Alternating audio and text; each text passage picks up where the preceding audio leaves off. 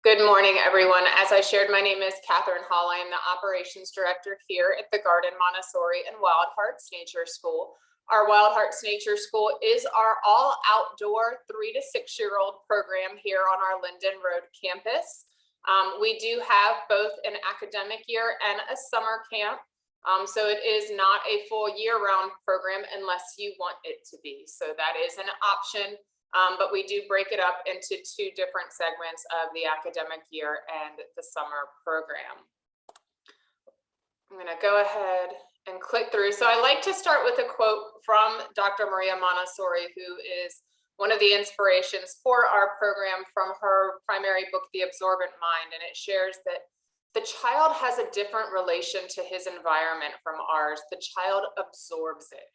The things he sees are not just remembered, they form a part of his soul. He incarnates in himself all in the world about him that his eyes see and his ears hear.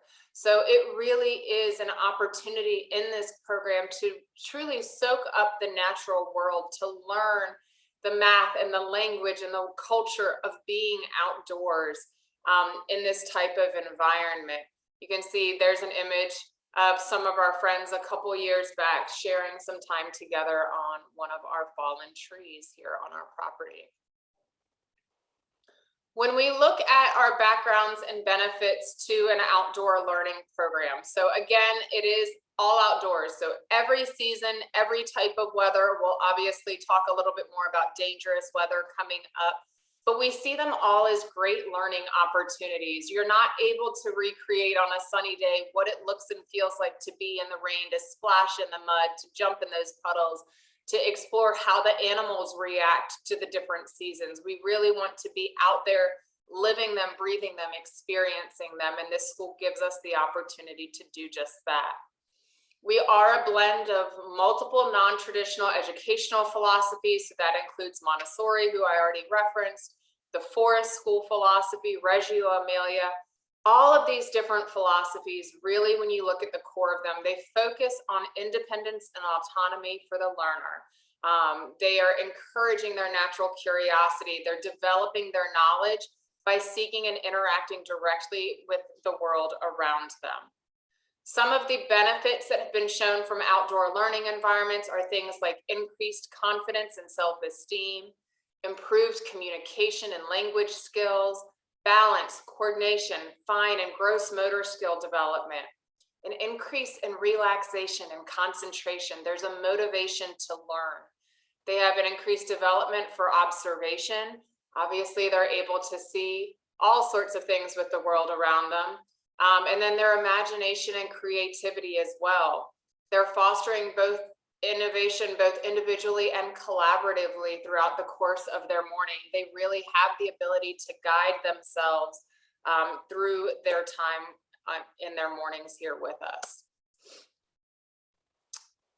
When we look at the curriculum, it really is child-led. Again, another key factor in all of those different philosophies is following the child, understanding and allowing them to gently and naturally find their way through learning different concepts. So they're having games, they're doing hands-on activities, they're asking questions, they're seeking information. They're encouraged to find those answers together. You know, it's not something that you're going to see as a teacher standing in front of the group of children lecturing them. You know, there will be a lot of one-on-one lessons or small group lessons. There are times where they are all together learning about something, but that's based on the nature of their interest and curiosity. They're not doing worksheets or memorization techniques. They're really engaging full body with the information and with the knowledge. They're engaged in practical life opportunities. So in the outdoor environment, those are things like gardening, learning to clean and tidy your spaces, learning and developing wilderness skills, self-care, learning how to take care of oneself, dressing themselves, wiping their noses, washing their hands, preparing their snack environment. They're also learning to care for the environment, and obviously the environment outdoors is their classroom, so they're learning not only to care for that, but the materials that are used and provided in terms of activities. They also, which you'll see a little bit later, have the opportunity to learn to care for our 2 bunnies here on campus, Sonic and Sahara. It's all an active and engaging part of their curriculum. And then grace and courtesy is a huge, huge part of the Montessori philosophy in general. And that looks at what it means to be a part of a larger community, being able to look outside of oneself and positively contribute to the world around you. And so those are all skill sets that they're learning to develop during their time here. We also obviously have sensorial work within our classroom environment, so they're able to learn to classify and isolate their different senses. But again, everything in nature calls out to their senses. So they're going to be doing things like sensory nature hikes, different games and songs, music and art forms that engage all of their variety of senses. Language is also paramount to the 0 to 6 age range. We've observed that, or Montessori has observed that young children have a sensitive period for learning language, and it's of interest and it's relatively easy for them during that time frame. Again, that absorbent mind, they're absorbing everything that we're giving them, and that includes our language. So therefore, basic nomenclature in all aspects of our curriculum, so geography, botany, history, astronomy, zoology, all of those different areas, is presented to children in a way that there is age appropriate and when they begin to show interest in those things. Our literacy is developed through music, reading stories together, exploring books and materials independently, asking questions. When we teach our alphabet sound, it is not ABC. Montessori has shared that it is so important to teach it phonetically because that's how they're going to learn to read. So those are all things that they're beginning to explore in their time frame with us. And when they're beginning to learn mathematics, numbers and amounts are presented in a concrete manner. So something that they can tangibly hold and understand. And nature provides a lot of opportunities for discussing things like quantity and numbers, from measuring in the garden to counting natural objects like rocks and leaves and seeds. They're able to start seeing tall versus short or wide versus thin based on the things that are naturally within the elements outside. They're able to mix with the language and begin to draw numbers in the sand, starting to identify and quantify numbers from based on the language of the number and how it's written.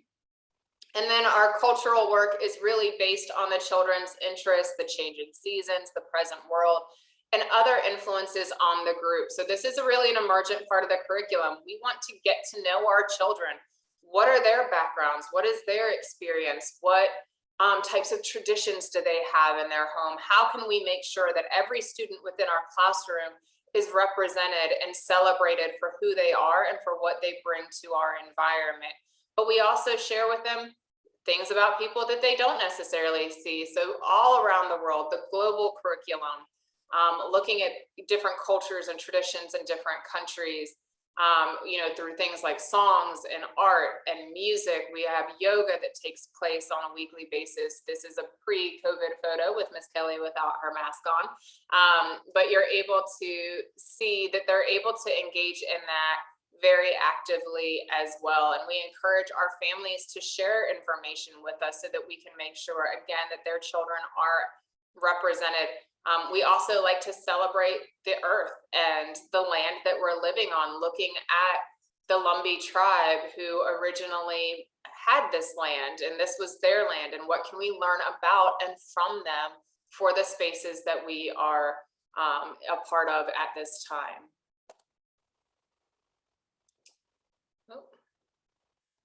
When we look at the staffing for the classroom, there is both a lead guide and an assistant guide within each classroom. They each have to have had previous childcare experience. They are CPR and first aid certified, which includes EpiPen certification.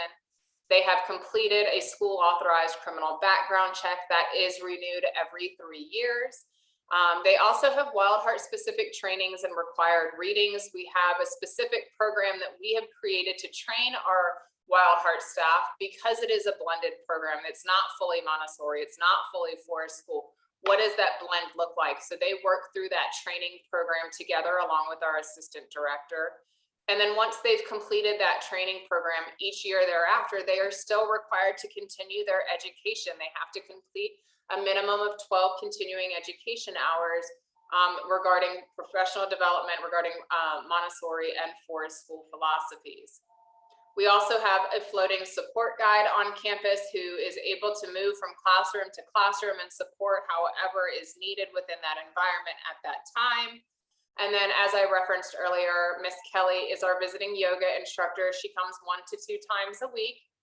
She's the owner of the Connection Corner in downtown Southern Pines, comes with over 10 years of special education experience within the Moore County school system, and is a certified yoga instructor who focuses on working with children of all ages and abilities. When we look at the typical routine for a child within our Wild Hearts program, it starts with the drop-off car line. At that time, an administrator or support staff oftentimes will be the one responsible for doing the health screening. That takes place prior to children exiting their vehicles. And then once that health screening is complete, the teacher from that child's classroom will be the one to help them out of their car and into their starting space for that morning. Children wash their hands in an outdoor hand washing station, and then they begin their classroom area work. The different spaces that they're able to utilize throughout the course of the morning, and this does vary day to day, but they're able to access our playground, which is where our bunnies are housed. They have access to our garden and our mud kitchen, a west garden, which is another enclosed area on our main field, our hiking trails, the fairy garden or low ropes course area, the deep woods building area, the hideout. All three of those, the fairy garden, deep woods, and hideout, are the classrooms that they have prepared within the forest itself. We also have the outdoor theater on one of our large fields, and we have a variety of different fields they're able to use as well on the main part of our campus. All of our students are encouraged to make sure they're nourishing their bodies as well as their minds throughout the course of their morning with us. So we ask all of our families to prepare a hearty snack for our children, and they bring that with them. We obviously allow families to know what the anaphylactic allergens are on our campus prior to the academic year starting or prior to the semester starting, so they know what they're not allowed to pack within those hearty snacks. But the children do eat independently. In this program, they're able to really follow their bodies, and when they're hungry, they can sit down to eat.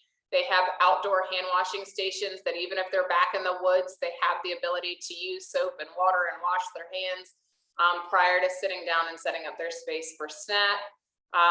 They also have water bottles that they would bring from home daily, and those are always available to the students as well. When it comes to their snacks and water bottles, as well as any materials that you're sending them with, we ask that you look to make sure that they can be utilized as independently as possible. We really want to promote them being able to do everything as much as they can for themselves within this program. At the end of the day, they do join back into that original drop-off location, which they rotate throughout the course of the semester as well. And then they are picked up in a car line. The teacher from the classroom will bring the student to your car. When we look at expectations of the students within our program, again, we like to give them as much opportunity to be independent and autonomous as possible, but that has to come within limits. So we are very clear with our expectations of what we can and cannot do within the classroom environment. And when we create those expectations, what we're really looking at are things like care of self, care of others, care of the environment. Is what a child doing safe for them to be doing? Is it safe for other people for them to be doing it? Or could it potentially harm the environment or our materials? If they're navigating in a way that's not a concern, that is not a danger to anyone or our materials or the natural setting that they're in, we really give them that freedom and flexibility to choose the work that they're doing, to choose how they're engaging within the environment, obviously with guidance and support as it's needed. If they're struggling a little bit, if something they're doing might be a little bit dangerous to themselves or could hurt somebody else, that's a time when they will get some one-on-one support and assistance from the guide within the classroom, the reiteration of those expectations so they make sure that they are remembering. Obviously, we have students that come on 2, 3, and 5 days to our program. So it's maybe a little bit easier for our 5-day students because they're here more frequently to remember some of those expectations than some of our 2-day. And so we work with them based on where they are and make sure that they have the support that they need to travel within those guidelines. And when we look at classroom management, it really is individualized education. So our guides are spending majority of their morning doing daily observations and documentations. What is it the students are interested in? What are they engaging in? What materials are drawing their attention? How can I build on that? How can I support that child? Maybe giving lessons or doing different topics of educational opportunities within the realm of what they're interested in. They also have flexible scheduling. They have a lot of freedom on where they can be within campus throughout the course of the morning. And that's based on what it is the students are showing them they're interested in and want to do and learn. We also utilize positive discipline as our form of discipline on our campus. And so again, that comes back to those community-based expectations. This is not the teacher's classroom. This is our community. And this is what it looks like to be a part of our community. That is all a learning process. They're able as students to help set some of those guidelines and expectations as well. If they're struggling with using certain materials or playing certain games, they can have class meetings and really talk that out and come up with a solution together on how to move forward. And that intrinsically motivates them because they're bought into the process. They are an active and engaged part of that community. There are obviously logical and natural consequences that take place. You know, if you're sitting there and you're running around and you've decided, I don't want to have my jacket on anymore, you might get a little bit chilly. Obviously, if you're a little bit warmer because you're running around, that's okay. We do give some flexibility within that as long as it is safe for the students. Obviously, when temperatures are too low, we do require that they are in certain clothing. Same if it's raining. We want to make sure their safety is the primary goal there. But in terms of how they interact with the environment, logical and natural consequences can take place. We also look at working with them on mediation techniques during times of conflict. Part of, again, that grace and courtesy is learning what it means to engage with one another. And conflict does happen in life. So we support them in learning how to handle that in a peaceful manner, in a therapeutic manner. We're going to guide them through how to have some of those conversations, how to be able to share. This is what my need is. This is what I'm looking for. And to be able to have that back and forth exchange. That is something that the teacher really models with them as they're early on within our program, but it does become really second nature to them. And you'll hear it in the language that they're using with one another to be able to express their needs, to be able to problem solve together, and to come up with solutions that really work for everyone involved. And again, the guide is always going to be there to support them if it's needed, but we want to give them the freedom to try that as well, because they're going to have to learn to mediate and navigate conflict throughout the course of their life in general. Again, looking for as many opportunities for independence as possible. And when they're having challenges, we're going to look at what those challenges are and see if there's a logical redirection for it. If a child is throwing blocks, obviously that is something that can harm somebody else. We don't want them throwing blocks, but is there a throwing work we can bring into the environment that is safe, that gets the need met, and is not going to be a harm to anyone or any of our materials? We're really trying to figure out when a behavior happens, what the root cause of that is, and how we can support the child through that, whether that's creating a new activity, whether that's, you know, maybe giving some prompts. It looks like when they get hungry, they get really frustrated very quickly. So maybe giving a prompt of, have you had your snack yet today? Are you potentially interested in doing that? And making sure to work with them, again, on that one-on-one basis. We do full-heartedly believe that there is no such thing as bad weather, only bad clothing. So rain, snow, and sun are all great learning environments, but children must be dressed appropriately. If they are not dressed appropriately for the weather, they may be sent home.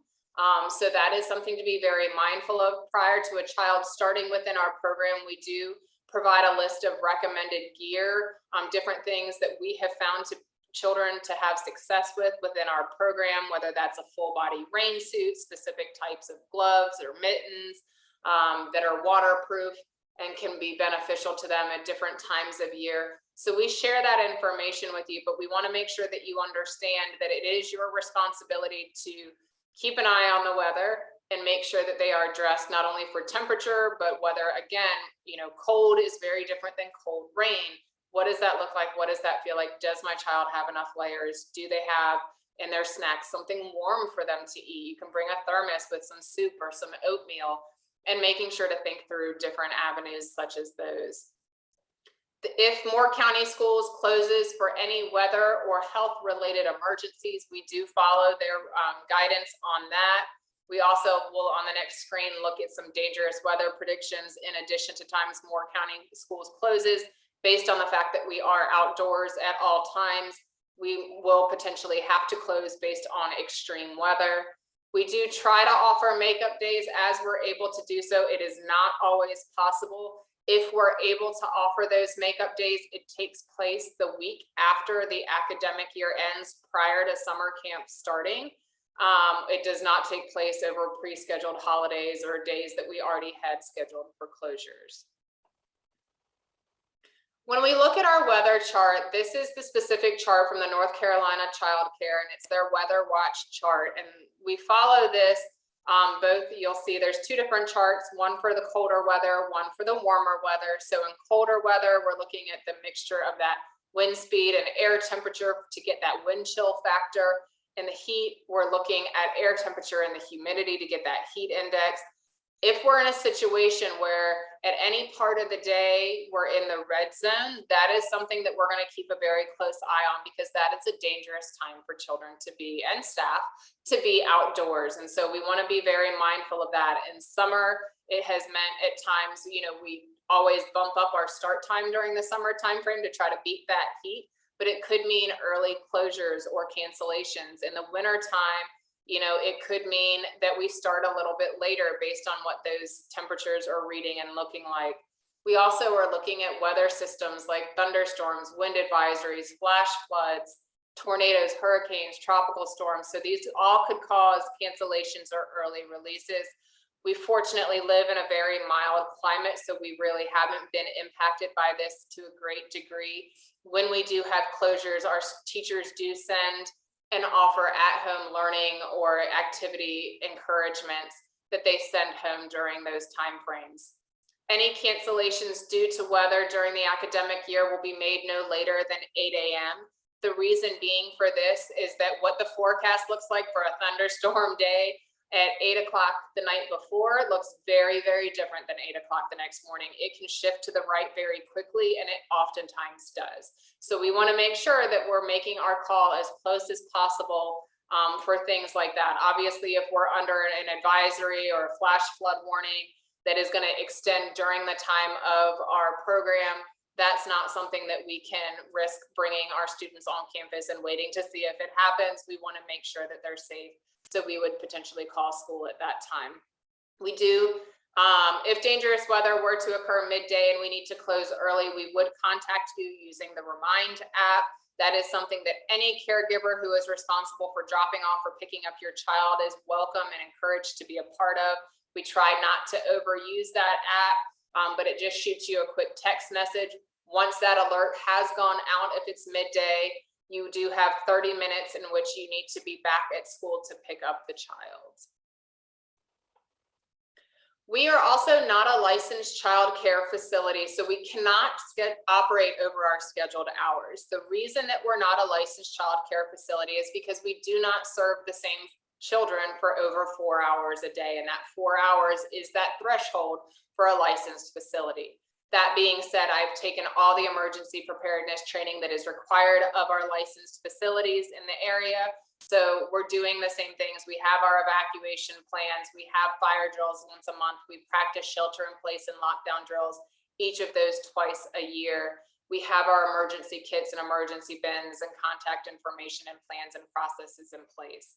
And again, we do follow the directives of Moore County Schools on closing for weather and health related emergencies. We work to be as proactive as possible versus reactive.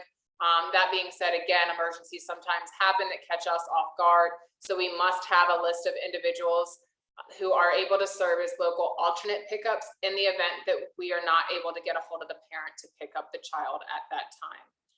If we know in advance that we're going to be closing, we do shoot that out through multiple means of notification. The Remind app, our parent-only Facebook page, and email are all the avenues that we utilize.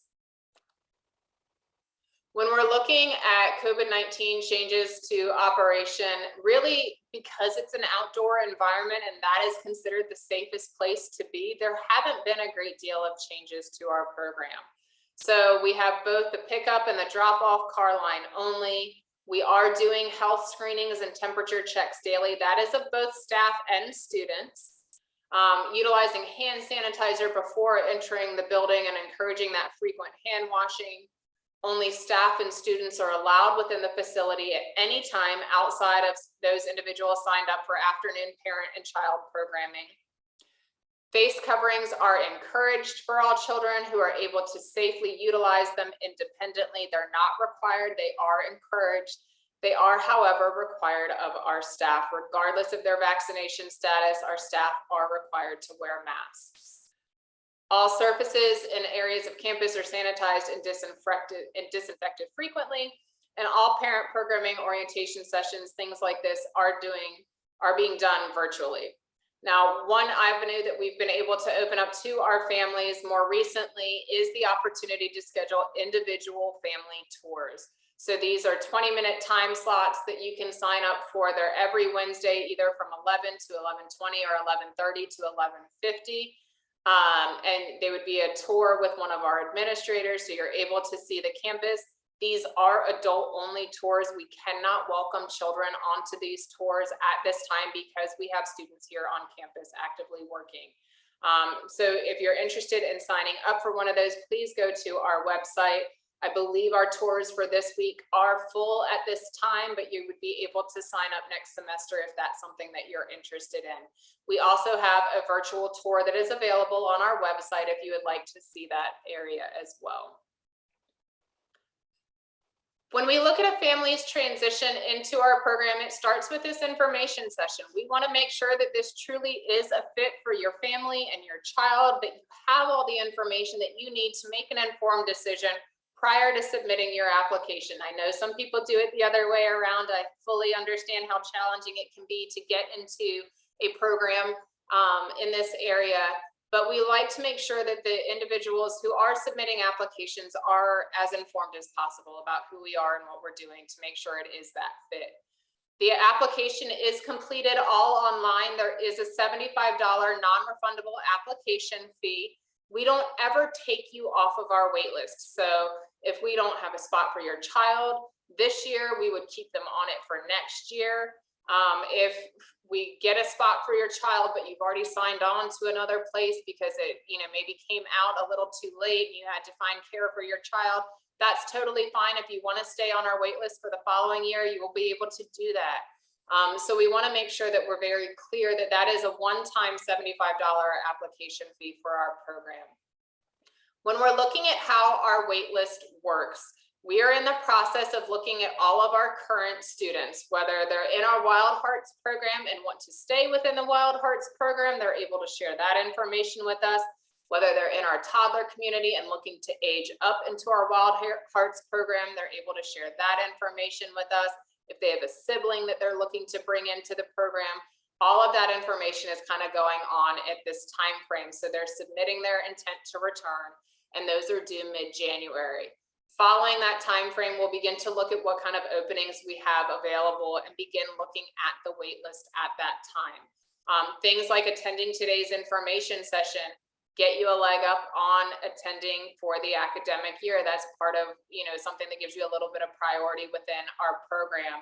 If you're a part of our afternoon Wild Hearts Nature Club and you're looking to take part in the morning session next year, that's something that we consider as a current student. So you're able to get that priority as well. We also complete a parent orientation during our transition week. So the parent orientation specifically is meant to give you all the information you're going to need, all the processes and procedures. How do I drop off my child? Where do I go if I'm running late? What does that specifically look like? We're going to get you all of that information. That session, again, will be done virtually. We also, I mentioned transition week. So we provide our students with an opportunity to come to campus. This is the week before the academic year starts. And they're assigned one day where they come for a couple of hours. They'll meet a couple of the other friends within their classroom community, meet the teachers, spend a little bit of time on campus. You'll be practicing that drop off and pickup routine prior to the first day of school when everybody is in that line with you. We also offer home and campus visits. These are optional, but it's a chance if you are concerned that your child might have some separation anxiety, you might have some separation anxiety, or maybe you just want to spend a little bit of time and talk to your teachers, your child's teachers one-on-one. You're able to do that. Those are about 15 to 20-minute sessions, and you would be able to sign up for that. Again, that takes place during that transition week or the week prior based on what our scheduling availability looks like. And then on the first day of school, it is required that all student paperwork is completed and submitted prior to the child attending. This does include medical forms. And the reason that I highlight the medical forms is because they have to be signed off on by your child's medical provider. So it takes some time. If you don't already have a physical scheduled, you'll oftentimes have to drop the paperwork off to the doctor's office, and it could take up to a week or more for them to get that paperwork back to you. So it's really important that you are timing that out correctly. If your child does have an anaphylactic allergy, if they have an asthma diagnosis, if they have a seizure disorder, all of those types of things require additional paperwork. So those also have to be signed off on by the child's doctor, and it's important that we know that in advance so that we can make sure that you get those forms to take with you. We also have the opportunity for some of that afternoon programming and campus tours. This link specifically is going to take us to our Wild Hearts Nature School website, and you'll be able to see that we do have our morning program, but we also have what is called the Wild Hearts After School Nature Club. This takes place from 1 to 3 in the afternoon, and parents have the choice of choosing between 1 and 5 days of attendance. It is a couple of our nature guides that are part of our morning program run the afternoon program as well, and it is a great opportunity to get your child engaged and involved with our program. And then I'm going to go ahead and exit full screen and stop my share so that I can answer any questions that you might have. It looks like we did have a question in the last 2 years. How many weather-related days did you have to cancel? I honestly would really have to look back at the calendar for that. Again, we have a pretty mild climate, so it's not been a huge concern. We're very intentional in how we're able to kind of shift. If we're at all able to have school, we want to provide that opportunity. And again, when we do have to close for extreme weather, or in the course of the morning, if thunder starts, we're going to pull the children in where it's safe for them to be. But if it continues to keep rolling, that's a time where we would call for an early release. So we're in communication. We do try to get the students on campus as much as possible. And if we have to cancel, we do provide that at-home learning. If you pick 3 days a week, but after a few months want to increase to 5 days a week, is that possible? Not typically. That depends on what the situation looks like for the student population at that time. We really don't have a lot of flexibility. When we set up our classroom, we have about 12 to 15 students in our classroom at any given time to the 2 teachers. And we set it up about half of them are there 5 days a week, and then the other half will be either that 2 or 5 day or 2 or 3 day rotation. And so once you've signed on for something, you are set for that for the entire year unless an opening comes available unexpectedly. Any other questions? You're welcome to either put them in the chat or to unmute yourself and ask those questions. We also have one of our parents here who has joined us. Her child right now is within our toddler community, but she is able to kind of speak to her experience here. Miss Hannah, I didn't know if there was anything you wanted to share this morning.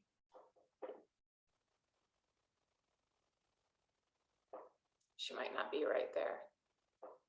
That's fine too. Another question was, how do you know where you are on the wait list? That is a question that you would have to work with Ellen Graham on. She handles all of the enrollment, the finances, the wait list. Right now, again, we're really looking at what our current student population is looking to do. Are they looking to stay on for next year? so that we know how many spaces we have available prior to hitting up that wait list. But if you have any financial questions, enrollment questions, wait list questions, please feel free to reach out to Ellen Graham. Again, she's not likely to be able to give you any form of clarity prior to that mid to late January timeframe for your child, but she would give you as much information as she possibly could at that time. And we do not require masks for any of our students. We do encourage them if they're able to independently utilize them. We have a mixture of students on campus who wear them and some who don't. Any other questions? Awesome.